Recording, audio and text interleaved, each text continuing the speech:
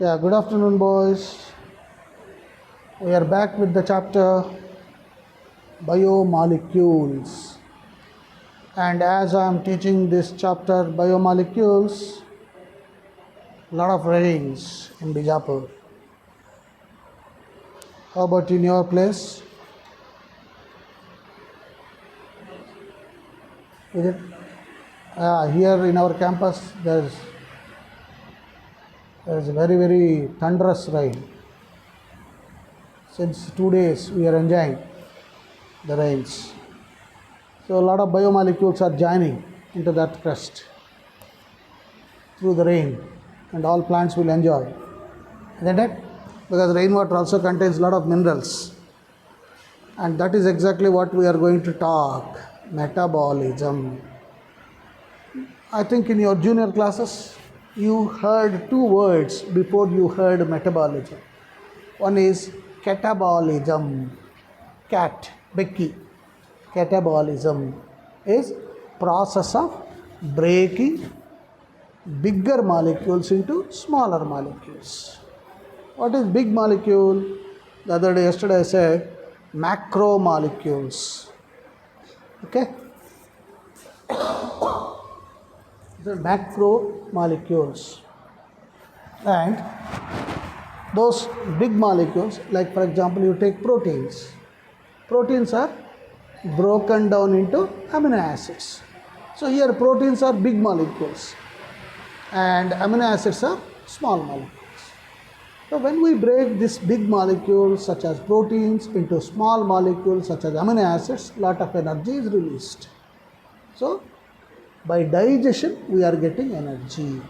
This is called catabolism. Similarly, you had starch, which is a polymer, and starch is broken down to glucose, isn't it, in plants? How about in Naveen? When he eats rice, I am sure in another half an hour you are all going to have lunch, and somebody like Naveen, he must have finished already. So a lot of carbohydrates have gone inside. They are all polymers. They are to be broken into monomers. What is the monomer that is formed in us, Raghavendra? What is the end product of digestion?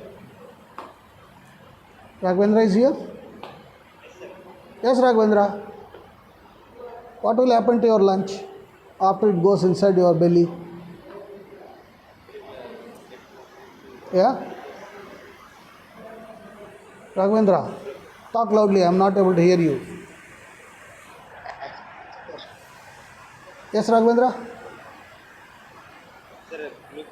Yeah, good boy. Glucose is formed. So end product of digestion is glucose. So when polymer carbohydrate is broken down into a monomer glucose, that is catabolism. Understood? So catabolism is process of breaking big molecules into small molecules which are absorbable, and in the process you get energy. That's why Raghavendra I said catabolism, cat. Becky bandre mane olaga enagutte? It will disturb all the things that your mother has put in the kitchen. Cat means breaking. And what about the other one? Anabolism. That is small molecules combine together to form bigger molecules. Like amino acids are small, I said. Amino acid plus amino acid. What will happen? Proteins are formed. And during this combination also energy is released. So it is win-win situation for Raghavendra. When things are broken, he is getting energy. When things are added, Raghavendra is getting energy. So, two things joining, right? And the combination of both catabolism plus anabolism is metabolism. So we can say metabolism is the combination of catabolism and anabolism, right? Get that? Let us expand this and see the energy that is released.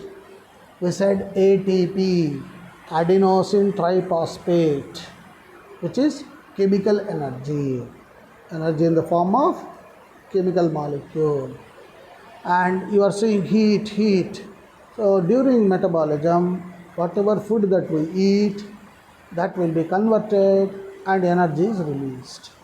So we say all the biochemical reactions taking place inside a living system together constitute metabolism. Correct? Huh? So example, removal of CO2 from amino acids, removal of amino group in a nucleotide base, and hydrolysis of glycosidic bond. In all this, there is a lot of energy involved. And some waste products are thrown out. Look at that. Food is intaken. Food intake. Okay. You have your lunch. Then food breaking down. All the chemical substances like carbohydrates are broken. Proteins are broken. Fats are broken. Isn't it? Food breaking down. And what will happen with that? Glucose is formed. And glucose gets oxidized. One molecule of glucose getting oxidized will release lot of energy. How much energy? I said one glucose molecule on oxidation releases 36 ATPs. And this energy that is released will be very useful in all actions that we do, including body repair. Right? Somebody is waiting, right? Let us see who is this. 5355. Pawan. Yes, Pawan, is it room is, yeah, let me unlock this. Okay, so this is how the energy process will be taking place, and same thing is showing in the form of the diagram. Look at that various reactions that take place. All the nutrients in the form of carbohydrates, proteins, fats are in, and particularly the carbon substrates, when they are in, now they enter into the respiratory cycle. And you are hearing there, one water molecule is lost, water is going out. And of course, for oxidation of glucose, when we say oxygen is a must, oxygen is coming inside the cell. And you are also seeing there ATP, ADP, that you understood, because ATP is the energy currency, adenosine triphosphate, I said. ADP is adenosine diphosphate, means one phosphorus less. I hope you are following. ATP, ADP. ATP is tri, ADP is di, right? Which is having more energy, ATP. Similarly, NADH and NAD plus. This is also a sort of energy currency.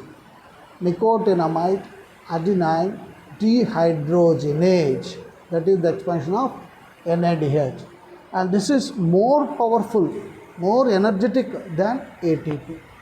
So you got this catabolism, means breaking, and then the intermediates, minerals such as nitrogen substances, all this, they will add together. Now you are seeing anabolism. And during that anabolism, biomass is formed, big molecules are formed. So, catabolism plus anabolism is equal to metabolism. And in both, what is the end result? Energy is released. I hope you understood this.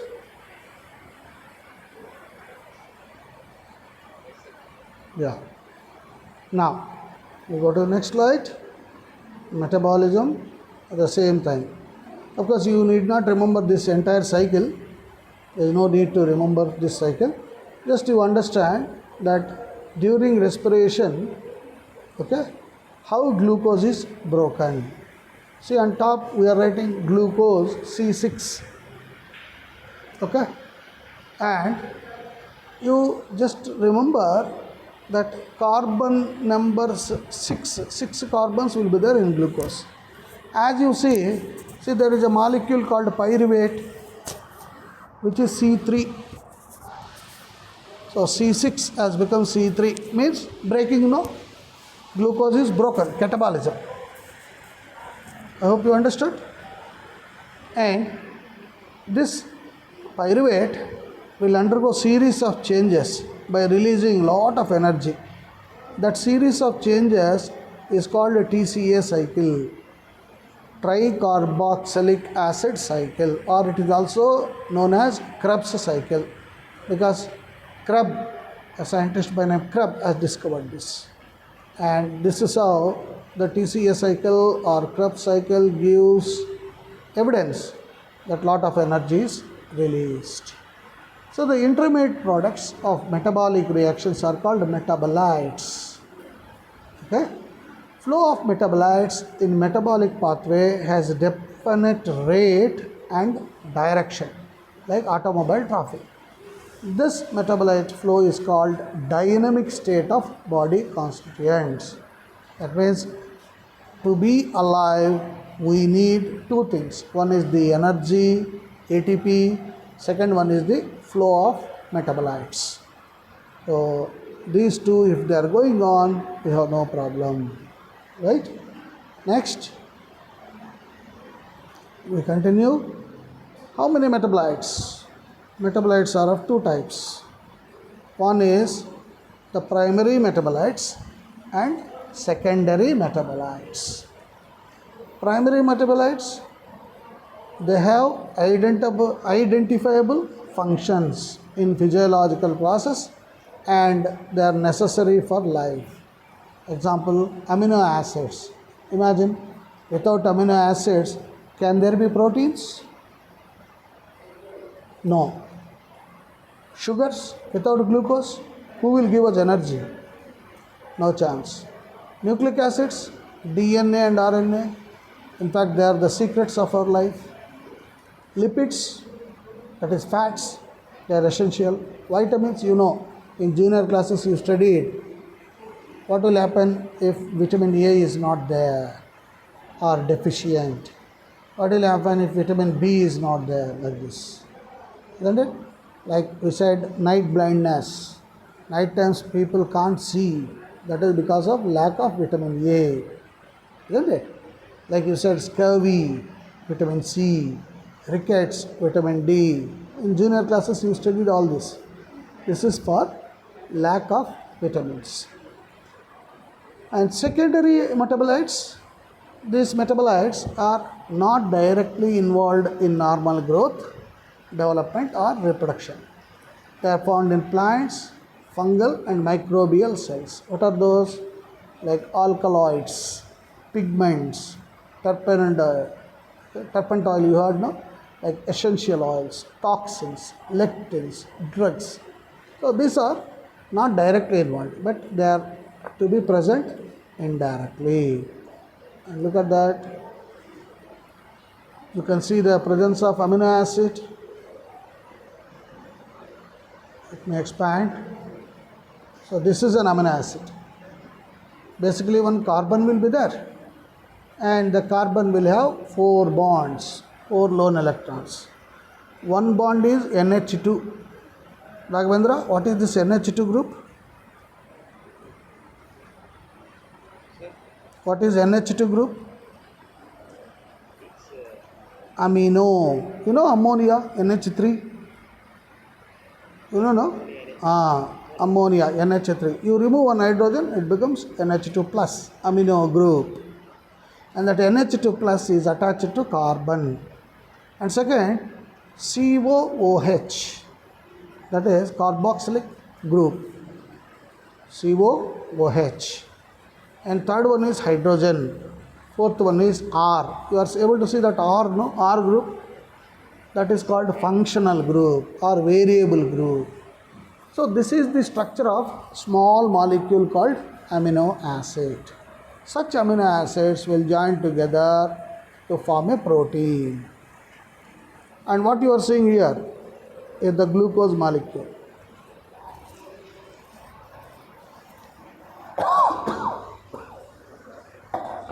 Sorry. Okay. You can see here the presence of the structure of a sugar molecule, glucose molecule. C6H12O6. You can see presence one carbon having hydrogen one side OH, HOH. OH is hydroxyl group. You can see there are 6 carbons. Leaving that O is there, that is oxygen. Leaving that, you have got 1, 2, 3, 4, 5, and CH2OH 1 is there. So 6 carbons, C6, right? That is sugar.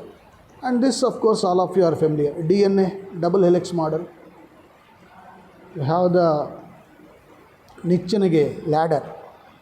And Naveen will hold one side, Raghavendra will hold on the other side and twist it. How you get, what will you get? That is the shape of double helix model of DNA. Right? And similarly, he is giving you the structure of nitrogenous bases. One is the single ring, another is a double ring. So, basically, in metabolism, metabolites will be present. 2 types of metabolites: primary metabolites, secondary metabolites. And moving ahead, in secondary metabolites, as you are seeing, first one is the pigments. Already I told when I was talking about chlorophyll, I said green colored pigment. So pigment is basically any chemical substance that gives color to the part where it is present. Like all plants are looking green. Why? What is the reason why plants look green? Because of the presence of a pigment called chlorophyll. Okay? Chlorophyll. Similarly, you are seeing plants having different colors also. Their leaves, like crotons, will be having red color, blue color, like that. That is because of presence of other types of pigments like carotenoids, xanthophyll. Then second one is the alkaloids like morphine, codeine. These are again chemical substances that are present inside the bark, inside the leaf, like that. And these are drugs, alkaloids. And terpenoids, again monoterpenes, these are mixed with oils. We say turpentine oil, right? These are also chemical substances. Essential oils like lemongrass oil, they are basically having a particular function. And there are toxins, means dangerous substances, poisonous substances like heparin, ricin, and then lectins like conconulin, and drugs such as vinblastine, curcumin. These are used both for positively as well as negatively.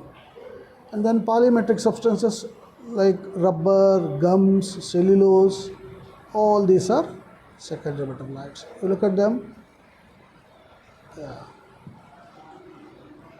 all those vegetables that you see red color, yellow color, see, that is because of presence of pigments such as carotenoids and anthocyanin presence.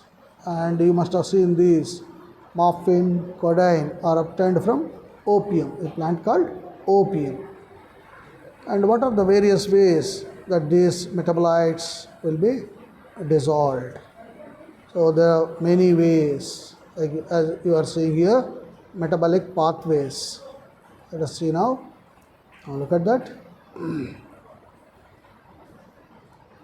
Different substances undergo different ways, like fats. Fats are broken. You just remember, don't get scared of seeing this picture. You just need to remember that all the food that we eat will be broken down into glucose. Glucose enters into Krebs cycle and gives energy. Carbohydrates is in that way get dissolved. So what is important is ATPs. Look at that, formation of ATP. adenosine triphosphate. That is the ultimate source. And whatever you are seeing, these are all small amino acids like aspartate, lysine, aspargine. All these are serine, methionine. These are all amino acids. Okay, and all these finally will follow particular path and get dissolved. Oh, you need not worry about that big picture. Nobody will ask you that picture, right? And what are the various metabolic pathways? One, of course, is the aerobic way. That is, you can see here the ultimate aim of either anabolism or catabolism, together metabolism, is energy release, as I said. And anabolism is addition. As I said, amino acid joins with another amino acid, that forms a protein. That means making. Whereas catabolism is breaking. That is, proteins are broken down to amino acids. Starch is broken down to glucose. Fats are broken down to fatty acids and glycerol. This is catabolism. So both, you see, in anaboly, simpler molecules form complex structures. So it is a making process, constructive process. And for this, it consumes energy. It takes energy. Whereas in catabolic, complex molecules become simple molecules. Here it is breaking, destructive. So during destruction, energy is released. And he is giving examples. Acetic acid joined together, cholesterol. Amino acids joined together to form protein. And in photosynthesis also there is combination, CO2 plus H2O we say. And in catabolism, glucose, first food is broken down to glucose, glucose is broken down to lactic acid. Glycolysis we call it. And in respiration, glucose is broken down to various substances releasing energy. So anything that is being broken and form small substances is catabolism. I hope you understood. Raghavendra. So what happens to that energy? The energy released through catabolism is stored in the form of chemical bond. Whenever we need this, the bond is broken and energy is utilized. For what? For biosynthetic of material, for osmosis, for mechanical works. And the most important energy currency in living system is the bond energy, that is ATP. See, what will be the, or how does it look like? Yes. First you have to draw adenosine. This is the double ringed structure. Remember when I was talking about DNA and RNA, nucleic acids, I told you that be it DNA or RNA, they are made up of three chemical substances. SPN. SPN. S for sugar, P for phosphorus or phosphate group, N for nitrogenous bases. Do you remember that? Recollect from your memory? Yes, sugar is ribulose sugar or ribose sugar, which is a pentose sugar. Penta means five carbons are there. Right? That is the sugar. Second one is phosphate group. And third one, nitrogenous bases. Two types of nitrogen bases are there.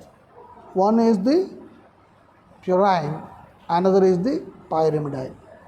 So the purines will be having double ring structure, like you are seeing adenine. See, two rings are there. So in ATP, basic chemical that is present is adenine, which is a nitrogenous base. To that double ringed structure, sugar is joined, attached, ribulose sugar.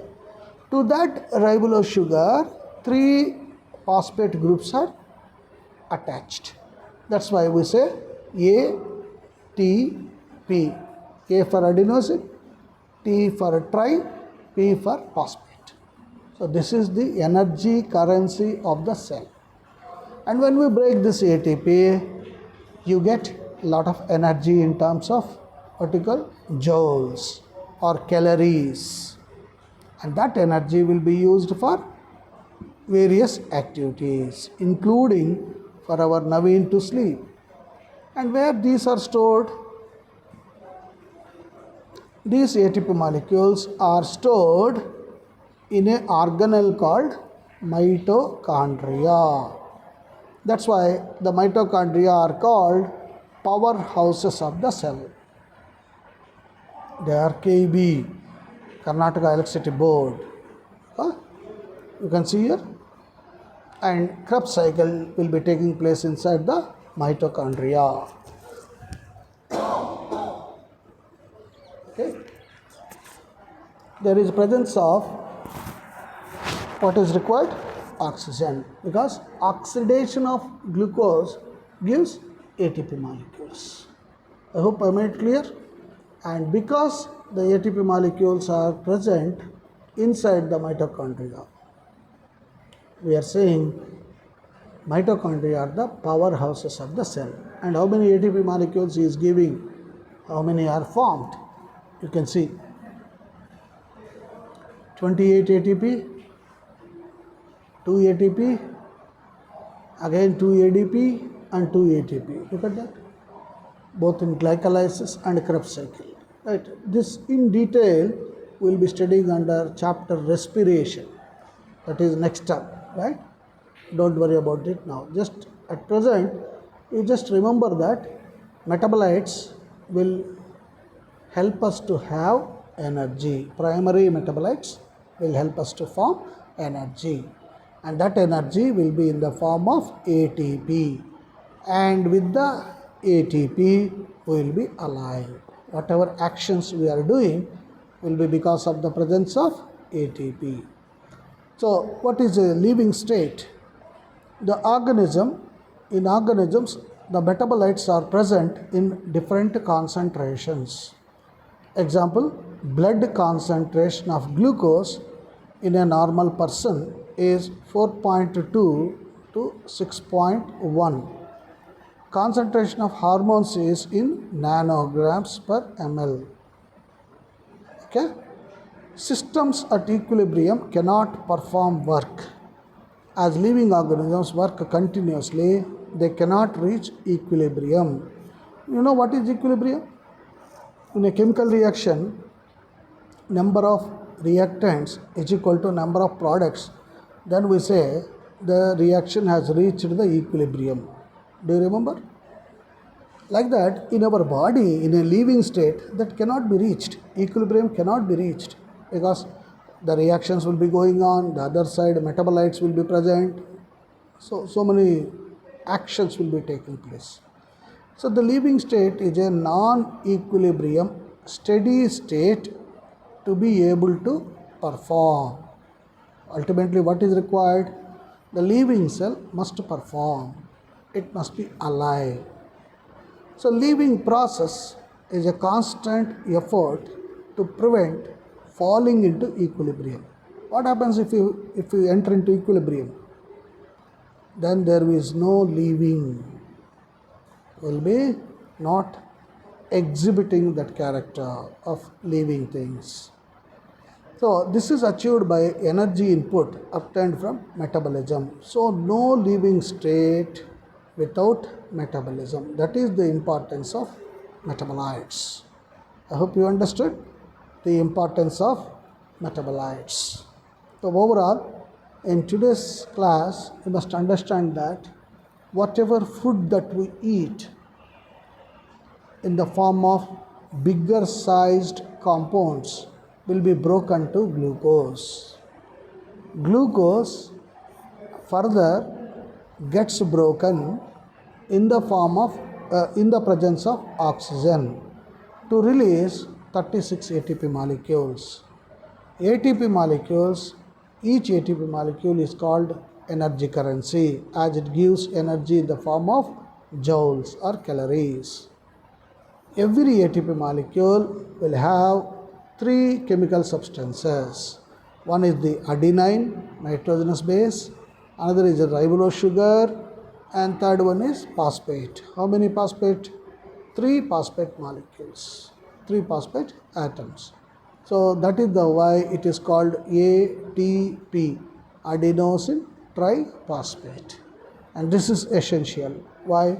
As long as ATPs are formed due to catabolism, the living organism remains living. It will not reach equilibrium state because it's a continuous process. Reactions will be going on in our body. So, in this process, be it catabolism or anabolism, there is a greater role by chemical substances called enzymes. Okay?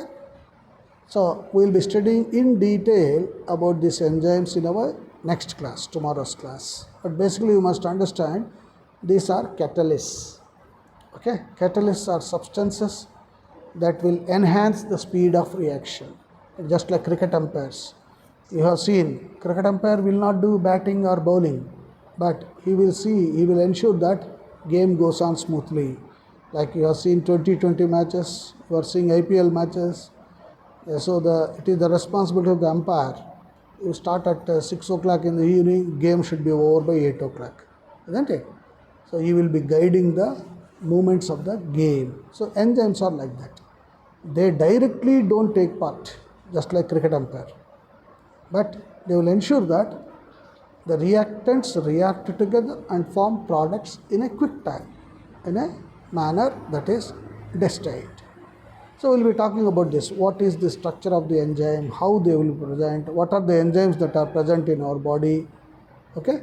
What will happen if enzymes are not there in our body? All these things we'll talk in my tomorrow's class. Until then, take care. Bye. Sir, PDF. Yeah, I'll send it now. Sir, what are ADP molecules? Adenosine diphosphate.